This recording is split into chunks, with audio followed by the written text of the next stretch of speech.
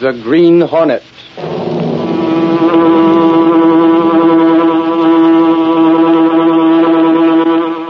He hunts the biggest of all game, public enemies that even the G-men cannot reach. The Green Hornet.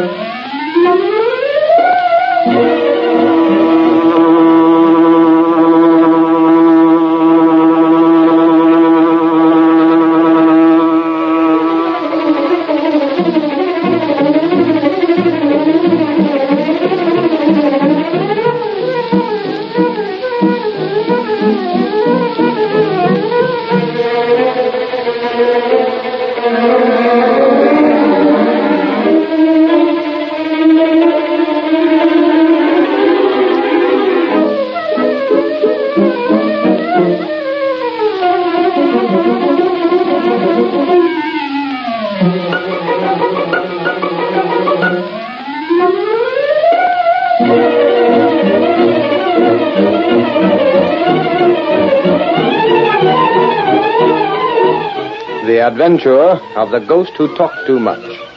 The events and characters depicted in this drama are fictitious. Any similarity to actual persons, living or dead, is purely coincidental. My name in life was Homer Burley. I have a message for my wife. Is she within the hearing of my voice? Homer, my dear husband. Have you anything to ask your husband? Homer, dear, are you happy? I would be happier, Myra, if it were not that I'm worried about you. I don't want you to go hungry, to know poverty. But you left me that insurance. It needs wise counsel. Myra, I want you to see his name, Abbott. Abbott. Then I will not worry. Homer, are you still there? I am afraid I have lost contact with him, Mrs. Burley. Oh, there's so much I still wanted to say to him. Call him back, Roger. Tonight I am exhausted. Perhaps another time. He gave you one message, though. Abbott. I'll see him. A man named Abbott.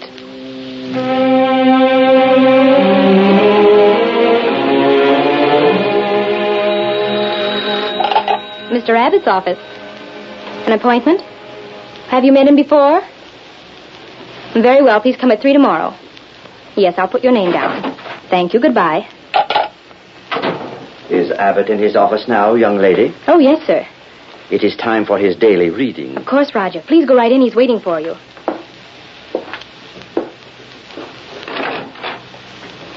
Well, Roger.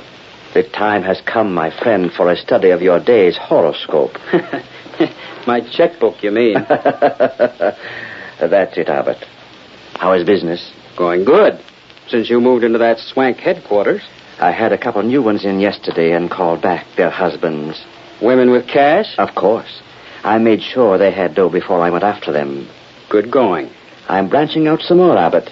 I'm putting a girl in to do nothing but check on the death notices and adding another woman to the sales force.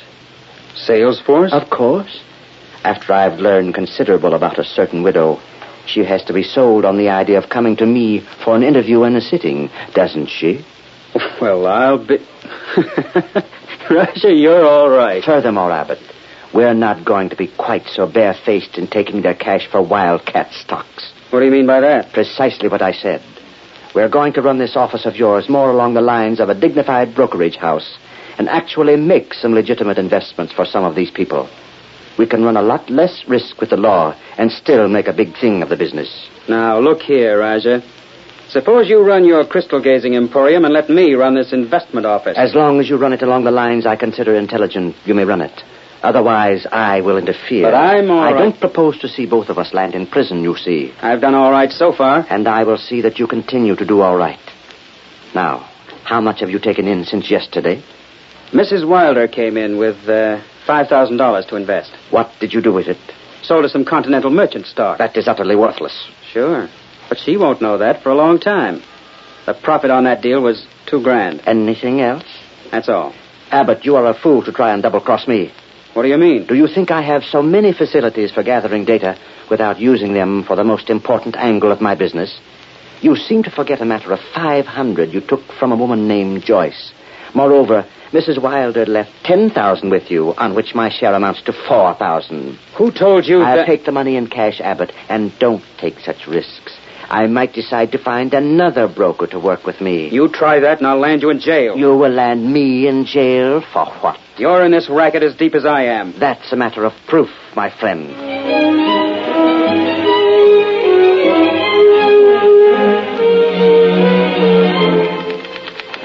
Hey, Casey, here's a funny one for you. What's that, Clicker? Why, if this isn't a Lulu, get a load of this negative. And be careful, it's still wet from the rinsing bath. I shot a picture of this Roger at the Hotel Continental affair this afternoon. Yeah? Well, what about it, Clicker? Well, the doggone negative's a positive, see? That Palooka has such a dark complexion that he shows white on the negative. Now, ain't that something? Who is the bird, anyway, Clicker? Oh, Roger something or other. I didn't cover the story, just took a couple of shots of him. He's the new rage of the society dames. What's he do, look into a crystal or something? Oh, he does all the tricks. Crystal reading, spirit tapping, table tilting. I was talking to a couple of dames over at that meeting, and they claim he brought back the spirit of their dead husbands. Ridiculous. Well, I'm just telling you what they told me. Boy, would I like to try to get a photograph of one of those spirits. Good afternoon, Miss Case. Oh, hello, Miss Benny. Hello, Mr. Reid. I didn't know whether you'd be in or not today, Mr. Reid. I usually get in once during the day. I was just showing Miss Case this negative, Mr. Reid.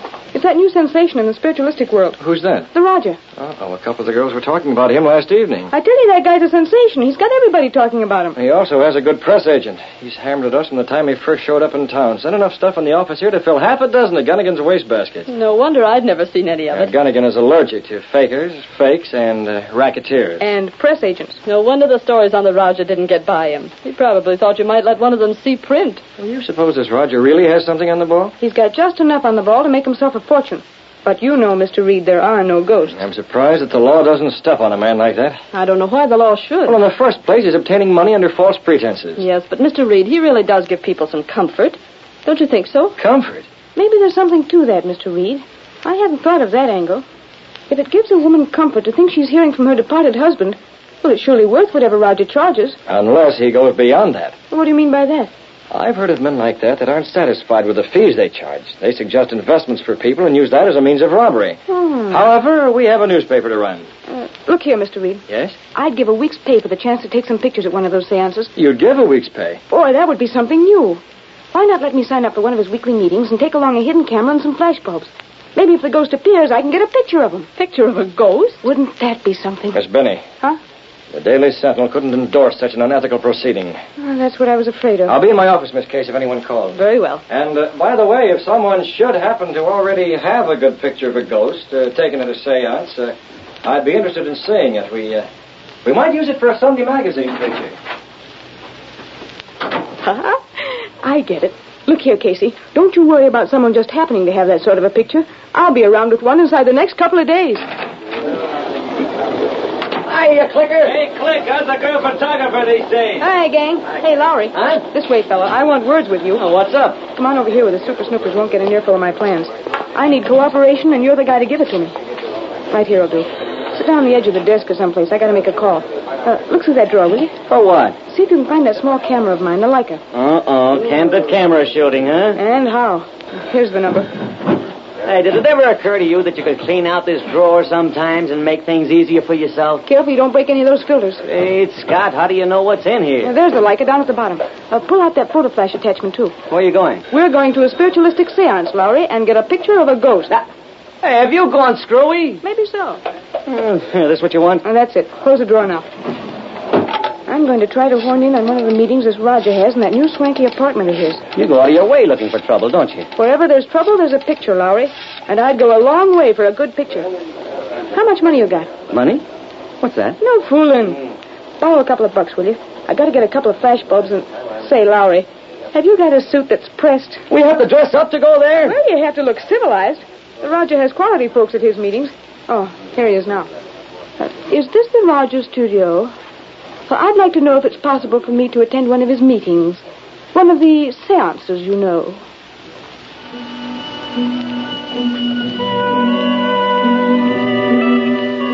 Soft music came from an unseen source in the velvet-draped room where Raja held his seance. In the incense-filled atmosphere, amid luxurious furniture and silk tapestries, a well-dressed group of people awaited the appearance of the Raja himself. Slightly apart from the rest sat Clicker Binney, trying to show the same wide-eyed expression of awe the other ladies showed. With her was Ed Lowry. Ooh, Clicker. This place smells bad. Shut up, Mug. That's incense. Yeah, well, I wish we were out of here. Scared? Oh, my eye. Now get things straight. You keep that reflector with the flash bulb under your coat till the lights are out. And get it set and ready. You've been over all that before. Well, don't muff it. Point the reflector at the ghost, and when I click the shutter, the bulb will go off. And we'll go out on our ears. That's okay by me as long as we get the picture.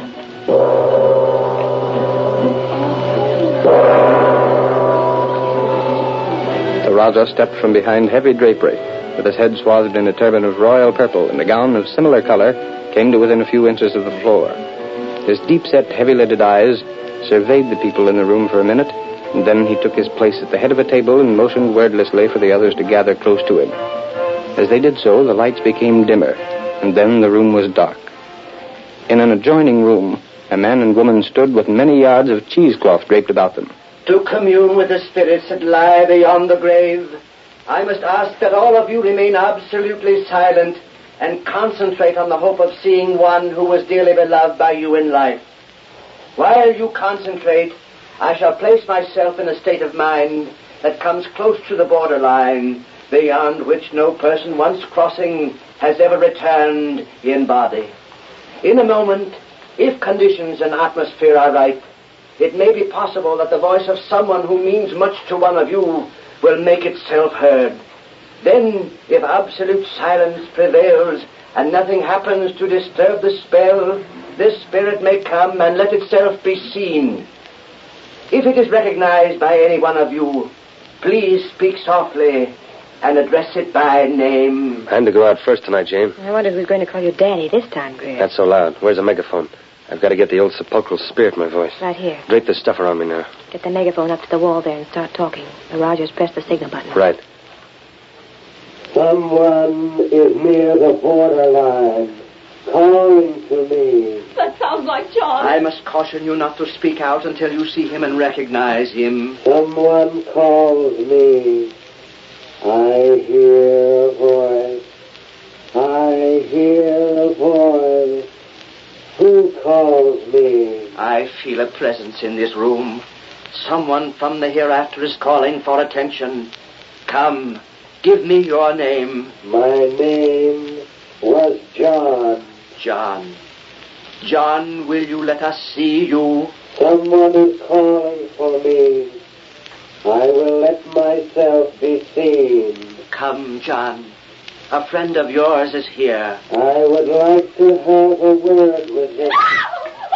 Someone took a picture. What in blazes? Who did that, John? John, where are you? This way. Turn on the lights. What is the meaning of this disturbance? This is profane. This is unheard of. This is the way out. We got it. We got it.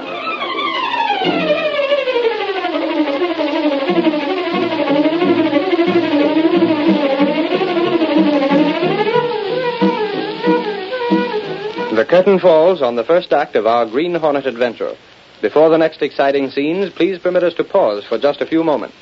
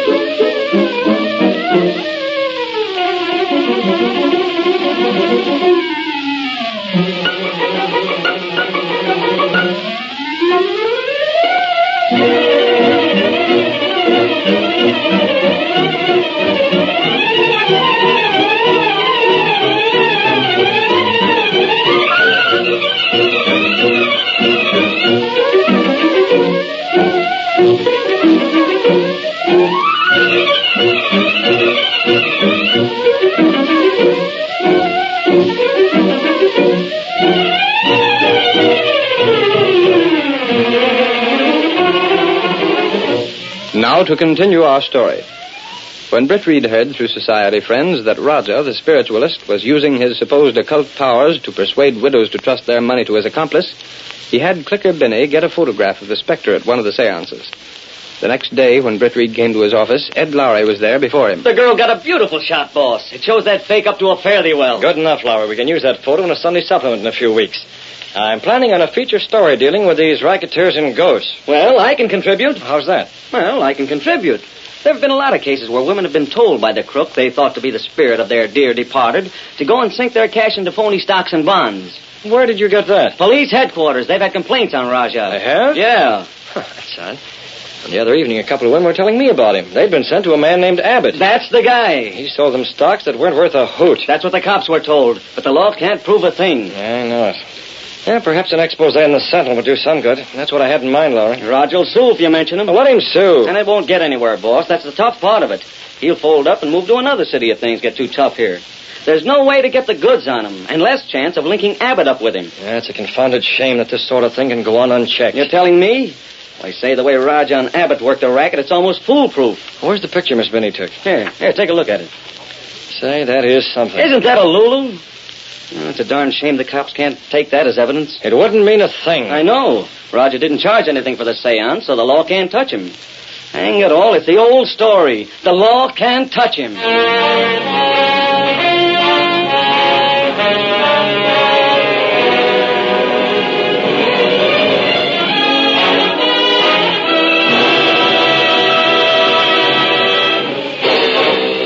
The law couldn't get at Raja and his racket.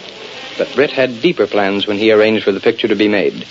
We find him in his apartment with Cato, his faithful servant and the only living man to know him as the Green Hornet. This picture, Cato, shows me how the ghost appears and where he comes from. Yes, Mr. Britt. In my careful study, I can get a fairly good idea of this man's face in spite of the gauze that's draped over his head. Yes, sir. And I think that with that, I can step out at the next seance. What are you going to do? Give the Raja the shock of his life. How?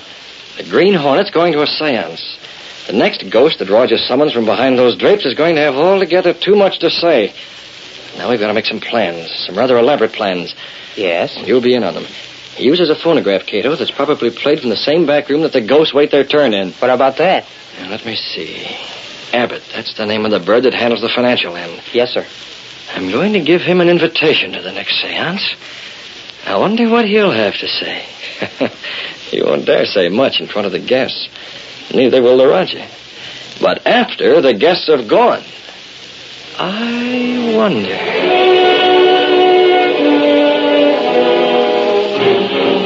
Several evenings later, an exceptionally fashionable group of people were in attendance at the seance. Before the Raja made his appearance, he met his accomplice, Abbott, in the side room. Have you seen all the new people that are here tonight? I wouldn't know the new from the old. We're getting the society trade now, Abbott.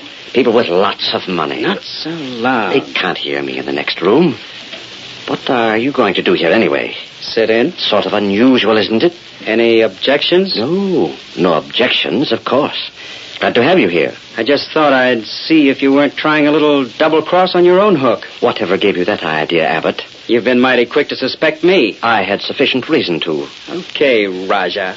Just don't try anything, that's all. You better go and sit down. I'm going to start in a couple of minutes. Right. This should be worth watching, you fake. Greer. Ready for the music? Yes, you may start the recording now. Give them a good show tonight, Greer. Now, Jane. Yes? You're to be the daughter of James Stillwell. He is in the group. Drowned last summer, didn't I? That's right. I have the part memorized. Good. I'll go and start things. I'm going to ask that guy for a raise and pay one of these days. I'm worried about that picture someone took the other night. Haven't heard anything from it. What's there to worry about? I don't know, Greer, but just the same. Keep still. They can't hear it. That mask. God. Keep your voices down. You'll regret it. What's the matter? Steady, you crook. You're going to take a little nap. You went out nicely, young lady. Yeah, that's it. Stay right down here. All right, Cato. You can come in now. They made no noise. Yeah, that was the big gamble. But I guess they've grown so accustomed to keeping quiet back here that they did it subconsciously. How's that? You want it? Very well. Hurry and get it set on that machine. Yes, sir. Now, work it in. Let me see. Oh, there's a good place to hide. Please. Have the car ready right outside the window? Yes, sir. What time is it now? 10 o'clock. We've got to handle things just right. Stop the machine. If it is recognized by any one of you, please speak softly and address it by name. Concentrate, my friends. Concentrate. Now for it. We must all concentrate. There seems to be a disturbing influence among us. Is there someone called Lucia? That's me. Concentrate, my dear. Concentrate. Do you speak from the hereafter? I speak to someone called Lucia. Vincent. Vincent, is that you? You wish to ask me something? Something is wrong. Yes. Yes, tell me, dear. Are you happy? Yes, Lucia. I am happy. Before you left, I never knew. Was there any pain? Did you suffer, dear? There was no pain. We miss you so much. Lucia, there is one thing you must do. Yes. Yes, tell me. It concerns money. Yes. Yes. You must invest your insurance. Take it from the bank and invest it. But I don't... Hear me, Lucia. A good investment house. The Gurney Sanders. What? Concentrate, please. Do not disturb the spell. I remember the name. Vincent, tell me. Tell me a little more. Vincent, I can't see you now. Tell me a little more. Vincent! Concentrate. Concentrate, my friends. Do not break the spell. Someone whose name is Elizabeth. That's my name. Elizabeth, your brother sends you word through me. Yes. Yes, my brother. Where is he? He couldn't come. He sends you word. Do not trust any but the firm of Gurney Sanders with your investment. Do you understand? Yes, I understand. My brother was always afraid I'd... I can do no more. I can do no more tonight. There is a disturbing influence here. The seance has ended. I am not well. Please, the lights. Another time. But please, now, go. I want to talk to Vincent again. Another time. Another time, please. My brother. Can I get more word from my brother? Another time, I tell you. Go, get out, leave me. I am not well. The Raja turned up the lights, and the amazed people were hurriedly sent from the luxurious room. All but Abbott, who remained behind until the others had gone. And then... You dirty double-crossing crook. It's a good thing I came here tonight. Abbott, believe me, there was something wrong. I don't know what happened to Greer. I can tell you what happened to Greer. You decided to play along with that Gurney Sanders firm, huh? I got the tip-off on that, Raja. That's why I came here tonight. You're crazy, I tell you. Oh, no, I'm not. You're the one that's crazy to think you could put something like that over on me. Maybe you thought my office wasn't swank enough for the society swells you had here, huh? No. You had Greer all primed to give that stuff out. Then when you saw me, you didn't get a chance to change the instructions. It isn't true. Oh, yes, it is. I'm not a blind fool, you know, Raja. Well, don't get the idea you can double-cross me. All right, you blustering idiot. Just what do you propose to do? I'm going to smash you. Oh, no, you're not. Maybe you're the one that took that picture the other night. I don't know what you're talking about. Maybe you thought a photograph of one of the ghosts would smash me. Well, let me tell you this. I know the law, and I've stayed inside the law. And that's more than you have done. Oh, is it? Yes, it is. You open your mouth, and I'll send you to jail. You can't do it. Oh, yes, I can. There have been plenty of people who have gone to your place and bought worthless stock. There have been a lot of others that have bought stock from you and been told the stock went down. That what they bought on margin was wiped out. I happen to know, Abbott, that you never bought the stock at all. You just pocketed the dough. Well, don't get any foolish ideas about trying to make trouble for me. You can't double-cross me and get away with it. Who's that? How do I know? Where is Greer? You can ask him. I didn't try to double-cross you, Abbott. Greer, where are you? Answer the door. I'll go myself. We'll continue this discussion a little later, Raja. I'm not through by any means. Where's he at? Stand aside. Let's go through the place. Police, what's the meaning of this? What do you want here? Where's the Green Hornet? The Green Hornet? I know nothing about the Green Hornet. He's hiding out here someplace. I just got the phone call a little while ago, and we come right over. It's too bad he didn't do something about you two rats before he skipped out. He's probably gone by this time. Whoever called you is mistaken. There was no phone call from here, and the Green Hornet has not been here. And we don't want you cops around. Now clear out. What are you doing here, Abbott? I am reading his palm. You think fast on your feet, don't you, Roger? Let's have a look behind there. One moment, officer. Maybe you've heard that a warrant is required before you can search a man's home. You know all the laws, don't you? Sufficient of them. That's why I came here tonight, Joseph. Someone in there. Come on. That's my voice. Let's go see. You think you could put something like that over on me? Maybe you thought my office wasn't swank enough. You two talking. It's a frame-up. Shut up. No. Let's You had listen. Greer all primed to give that stuff out. Then when you saw me, you didn't get a chance to change the instructions. It isn't true. Oh, yes. Let me out of here. Right where you are. Turn that thing off. Quiet, Roger. Looks like we got the goods on you at last. Let me go. Let me get out of here. No, you don't. Not so fast. That record will hold in court. Hang on to these two. We're taking you both in and that record as well. No, it's a frame-up, I tell you. You can't do it. Let me go. This intrusion. You have no warrant. We're taking you guys in without a warrant. Take that record along. Who did it? Hey, look over there. Those two on the floor. Holy mackerel. What's happened to them? It's Greer. Your helpers. I knew there was something wrong. I told you, Abbott. I told you that Greer wasn't the one who appeared. They're alive, all right, just knocked out. Yeah. We better call the boys and have the wagon sent over. This thing's bigger than we thought. Yeah, take that record so we don't lose that. I've got it. And hey, holy cats, look at this. I get it now. We were sent over here to get the Green Hornet. Okay. Look what's on the record. The mark of the Green Hornet. There he goes. He's outside. He sneaked out this window. Boys, I'd say offhand the Hornet framed this whole thing. I told you we were framed. It won't hold in court. Oh, yes, this will hold in court, Raja. And for once in his life, the Green Hornet's done a good turn for the police department. Daily